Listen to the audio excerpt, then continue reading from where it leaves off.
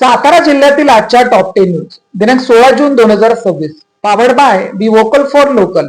आपली खरेदी आपल्या शहरात, आपल्या साताऱ्यात. शैक्षणिक वर्ष 2026-27 चे जिल्हाभरात उत्साहात स्वागत. शैक्षणिक वर्ष 2026-27 च्या प्रारंभाच्या सातारा जिल्ह्यात उत्सवी वातावरणात स्वागत करण्यात आले. जिल्ह्यातील सर्व शाळांमध्ये शैक्षणिक गुढी उभारण्यात आली. विद्यार्थ्यांना पाठ्यपुस्तके, गणवेश आणि अन्य शैक्षणिक साहित्याचे वाटप करण्यात आले. तसेच विद्यार्थ्यांसाठी गोड बोलण्याची विशेष व्यवस्था करण्यात आली होती. शाळेच्या पहिल्याच दिवशी सर्व विद्यार्थ्यांना पुस्तकपुटांचे वितरण होईल याची शिक्षण विभागाने विशेष दक्षता घेतली. तसेच जास्तीत जास्त विद्यार्थ्यांचा जिल्हा परिषद शाळांमध्ये समावेश व्हावा यासाठी सूक्ष्म नियोजन करण्यात आले. यावर्षी नवगत विद्यार्थ्यांच्या प्रवेशावेळी पालकांचा मोठ्या प्रमाणात सहभाग दिसून आला. आम्हाला वेगळा विचार करावा लागेल, नामदार शंभूराज देसाई. सातारा सांगली विधान परिषद निवडणुकीवरून भाजपा आणि शिंदे गटात बिनसल्याचं दिसत आहे. भाजपाकडून या निवडणुकीत सोबळाची भाषा करण्यात येत आहे. त्यामुळे शिंदे गटाचे नेत्यांनी राज्याचे मंत्री शंभूराज देसाईंनी भाजपावर ते ठरला चढवला आहे. तर आम्हालाही वेगळा विचार करावा लागेल असं सांगतात. नगरपालिका जिल्हा परिषद निवडणुकीत तुम्ही प्रतिसाद दिला का असा सवाल करत आलेल्या परिस्थितीला भाजपाला सामोरे जावे लागणार आहे असा कडक इशारा शंभूराज देसाई यांनी दिला आहे. एसटीच्या हंगामी भाडेवाढीला मुदतवाढ, वाढीव भाडेदर 15 जुलैपर्यंत कायम राहणार. वाढत्या डिझेल दरांमुळे आर्थिक अडचणीत सापडलेल्या राज्य परिवहन एसटी महामंडळाने प्रवाशांना पुन्हा एकदा झटका दिला आहे. सतत बस सेवांसाठी लागू करण्यात आलेल्या 10% हंगामी भाडेवाढीस आणखी एका महिन्याची मुदतवाढ देण्यात आली असून वाढीव भाडेदर आता 15 जुलै मध्यरात्रीपर्यंत कायम राहणार आहे. महावितरणचा 48 तासांचा अल्टिमेट बेकायदेशीर बळजबरीने स्मार्ट मीटर लादल्यास तीव्र आंदोलन छेडणार. सातारा जिल्हा किसान काँग्रेसचा इशारा. महावितरण कंपनीने सातारा जिल्ह्यातील सर्वसामान्य वीज ग्राहकांच्या मोबाईलवर 48 तासात स्मार्ट मीटर बसवू अन्यथा वीज तोडणी तोडू अशा स्वरूपाचा धमकीवाचा संदेश पाठवून सुरू केलेली हुकुमशाही आणि प्रशासकीय दडपशाही म्हणजे कायद्याचा आणि ग्राहक हक्कांचा सरळ खून आहे. या हुकुमशाही प्रवृत्तीचा सातारा जिल्हा किसान काँग्रेसच्या वतीने तीव्र शब्दात जाहीर निषेध करण्यात येत असून बळजबरीने स्मार्ट मीटर लादल्यास महावितरणच्या अधिकाऱ्यांना रस्त्यावर फिरू देणार नाही असा आक्रमक इशारा किसान काँग्रेसचे कार्याध्यक्ष वसीम मकबूल इनामदार यांनी दिला आहे. या संदर्भात सातारा जिल्हा किसान काँग्रेसच्या वतीने महावितरणचे मुख्य अभियंता यांना तीव्र निषेधाचे आणि अंतिम इशाऱ्याचे पत्र पाठवण्यात आले आहे. जाचक अटी रद्द करून सरसकट कर्जमाफीची मागणी. राष्ट्रवादी युवक काँग्रेस शरदचंद्र पाटीलतर्फे जिल्हाधिकाऱ्यांना निवेदन.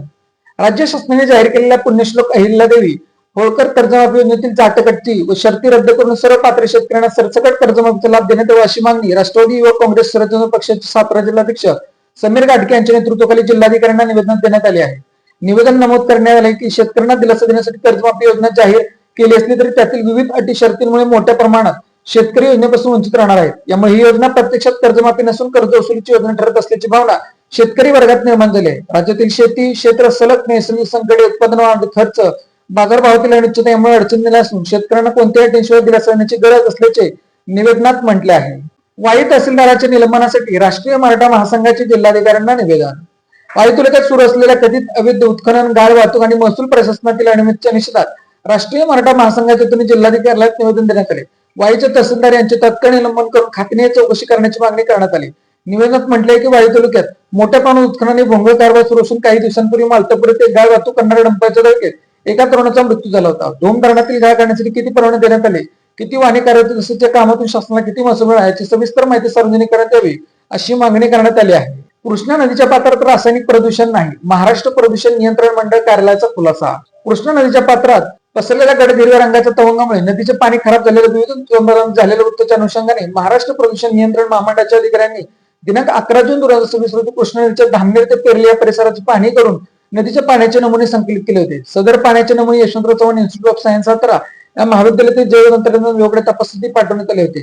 सदर अहवालावरून असे निर्देशात आले की नदीच्या पात्रामध्ये गोड्या पाण्यात आढळणारे नीलरहित शैवालाची वाढ झाली आहे. त्यामुळे नदीच्या पाण्याला हिरवा रंग आलेला असून सदर शैवालाचा थर नदी पात्रामध्ये जमा झाला आहे. तसेच नदी पात्रामध्ये कोणत्याही प्रकारचे रासायनिक प्रदूषण झाल्याचे आढळून आले नाही असे महाराष्ट्र प्रदूषण नियंत्रण मंडळाचे उपप्रादेशिक अधिकारी अमोल सातपुते यांनी कळवले आहे. बेकायदेशीर पिस्टलसह तरुण जेरबंद, 1.5 लाखांचा मुद्देमाल जप्त. कोरेगाव सातारा मार्गावर सातारा गुन्हे शाखेची कारवाई. सातारा स्थानिक गुन्हे शाखेच्या पथकाने कोरेगाव सातारा मार्गावर कारवाई करत एका संशयित तरुणाला बेकायदेशीर देशी बनावटीच्या पिस्टलसह अटक केली आहे. त्याच्याकडून पिस्टल, एक जिवंत काडतूस आणि मोटरसायकलचा एकूण 1,50,000 रुपयांचा मुद्देमाल जप्त करण्यात आला आहे.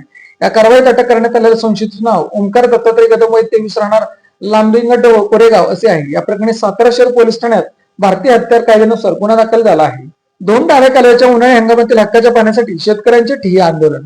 धोम डाव्या कालव्याच्या उन्हाळी हंगामातील दुसऱ्या आवर्तन अचानक बंद केल्यानुसार धोम धरण माहिती बचाव संघर्षाच्या वतीने सोमवारी सातारा येथील सिंचन भवनासमोर शेतकऱ्यांनी ठिय्या आंदोलन केले. वाई जवळील सातारा कोरेगाव तालुक्यातील शेतकरी मोठ्या संख्येने आंदोलनात सहभागी झाले होते. दोन धरणात शेतीसाठी पुरेसा पाणीसाठा उपलब्ध असतानाही कालव्याचे आवर्तन बंद करण्यात आल्याने उभी पिके धोक्यात आल्याचं आंदोलनकर्त्यांनी आला आहे. यावेळी समितीच्या वतीने सिंचन विभागाला निवेदन देण्यात आले. दोन डावकाला तातडीने पाणी सोडून राहिलेले क्षेत्र आवर्तन पूर्ण करावे अशी मागणी करण्यात आली. मागणी मान्य न झाल्यास पुढील काळात आंदोलन तीव्र करण्याचा इशारा शेतकऱ्यांनी दिला आहे. पुणे बंगळुरू महामार्गावर शिरवळ येथील एचडीएफसी बँकेसमोर आंब्याचा ट्रक जळून खाक. पुणे बंगळुरू राष्ट्रीय महामार्गावर शिरवळ येथील एचडीएफसी बँकेसमोर उभ्या असलेल्या आंब्याने भरलेल्या ट्रकला काल पहाटे दिनांक 15 जून रोजी अचानक आग लागून ट्रक पूर्णपणे जळून खाक झाला. या घटनेमुळे परिसरात काही काळ भीतीचे वातावरण निर्माण झाले होते.